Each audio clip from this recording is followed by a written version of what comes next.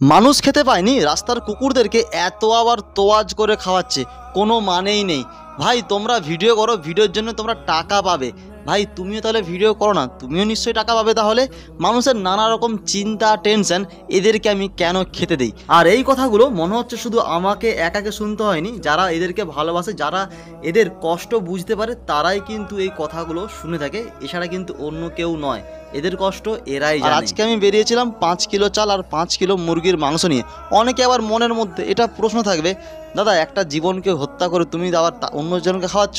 দেখো তোমার বাড়িতেও কিন্তু মাংস রান্না হয়, সব কিছু রান্না হয়, তুমিও কিন্তু খাও। এদের কিন্তু এটা খাবার, এদেরকে খেতে দিতে হবে। আরেকটা কথা, কে কী খায় কে কী না খায় তাতে আমার কিচ্ছু যায় আসে না। প্লিজ তুমি তোমার ওই কথা আর ওই ডায়লগটা কমেন্ট বক্সে কিন্তু করতে এসো না। অবশ্যই এরা রাস্তার মধ্যে 24 ঘন্টা 365 দিন, সারা রাত দিন, ঠান্ডা বৃষ্টি জল, নানা রকম কষ্টের মধ্যে এরা থাকে। এদেরকে কেউ দেখতে আসে না। অনেকে বলে দাদা তুমি গরিব মানুষদেরকে একটু বেশি ধ্যান দাও বা কি বেশি খেয়াল করো, ওরাও কিন্তু খেতে পায় না, বা যারা ভিখারি। আমি একটা কথা যেটা মনের থেকে জানি, ওদের দিকে আমরা যদি নাও খেতে দেই, অবশ্যই মানুষ কি, মানুষ তো ভিক্ষা চেয়ে হলেও খেতে পাবে, কিন্তু এই অবলা পশু এরা কোথায় যাবে? তাই জন্য আমি প্রায় মাঝে মধ্যে চেষ্টা করি, এখনও চেষ্টা করি। অনেকে বলে দাদা তুমি আগে কুকুরদেরকে বেশি ভালোবাসতে, ভিডিও করে ছাড়তে।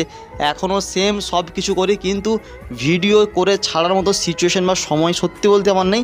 প্রত্যেক দিন এদেরকে খাওয়া দাওয়া সমস্ত কিছু, আমার বাড়ির আশপাশে 10টা থেকে 12টা বাচ্চা আছে, ওদেরকে প্রত্যেক দিন দেখাশুনো খাওয়া অবশ্যই দিতে হয়। এছাড়া যারা রাস্তার মধ্যে যে সমস্ত বাচ্চারা দেখবে অনেক লোম উঠে গেছে বা ছাল নেই গায়ের মধ্যে, তাদেরকে তোমরা ডাক্তারখানা থেকে নিওম্যাক ট্যাবলেট, হ্যাঁ নিওম্যাক না পেলে অর্ডার করবে, নিওম্যাক ট্যাবলেট দিয়ে এদেরকে সঙ্গে একটা লিভ 52 প্রত্যেক সপ্তাহে একবার করে 2টো ট্যাবলেট একটা একটা করে খাওয়াবে। দেখবে এদের অনেকটা ট্রিটমেন্ট, মানে এদের লোম বেরিয়ে আসবে 4বার, 1 থেকে 1.5 মাসের মধ্যে একবার করে খাওয়াতে হবে। চলো আয়, চলো আয় আয় আয় আয় আয় আয়, চলো চলো। বাইরের পাটাকে খোঁড়া করে দিচ্ছে, এমনি আর অবস্থা খারাপ নাকটাকে। কিন্তু আবার কিছুদিন বা অনেক দিনই বলতে পারো, এদেরকে খেতে তো আমি প্রায় বিস্কুট তো প্রত্যেক দিন থাকে, 3 থেকে 4 টাইম দিই। হ্যাঁ এদেরকে বারবার দিতে পারি না।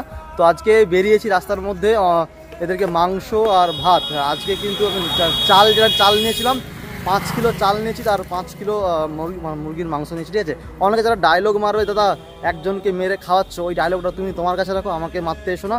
ভগবানকেও আমি মাঝে মধ্যে দোষ দিই, জানি না কেন, না তো এরা বলতে পারে না তো খাওয়ার চাইতে পারে, জানি না, তবুও ভগবান এদেরকে নানা রকমের রোগ জ্বালা দিয়ে থাকে। একে দেখো রাস্তার মধ্যেই বড়, রাস্তার মধ্যেই পুরো জীবনটাকে কাটিয়ে দেয়, সারা লাইফ কাটিয়ে দেয়, তবু এদের মধ্যে কত রকমের রোগ জ্বালা তো অবশ্যই। আবার কিছু মানুষ আছে যখন এদের ঘাড়ে বা কোথাও পোকা হয়ে যায়, দূর দূর করে তাড়িয়ে দেয়, খেতে পায় না, রাতের পর রাত দিনের পর দিন এদিক ওদিক করে ছুটে। প্লিজ এদেরকে মেরো না, বারবার বলছি। পৃথিবীতে যত বাড়িয়েছে, একটা করে বাচ্চা যদি দায়িত্ব নেয় না, এরা এত কষ্টের মধ্যে মারা যাবে না। পা খোঁড়া, অবস্থা খারাপ, ডাক্তার নেই, কিছু নেই, কেউ কোথাও কিছু নেই। আমাদের তো গ্রামের মধ্যে তো এগুলো তো হয়ই না। জীবনে আমার একটা খুব ইচ্ছে আছে, তোমাদের সকলের সাহায্য দরকার। এদের জন্য ছোট্ট একটা হাসপাতাল করার খুব ইচ্ছে, মন থেকে তোমরাও পাশে থেকো। কিন্তু সকলকে একটাই রিকোয়েস্ট আমার কাছ থেকে, প্লিজ এদেরকে মেরো না, খেতে দাও। বারবার আমি একটা কথা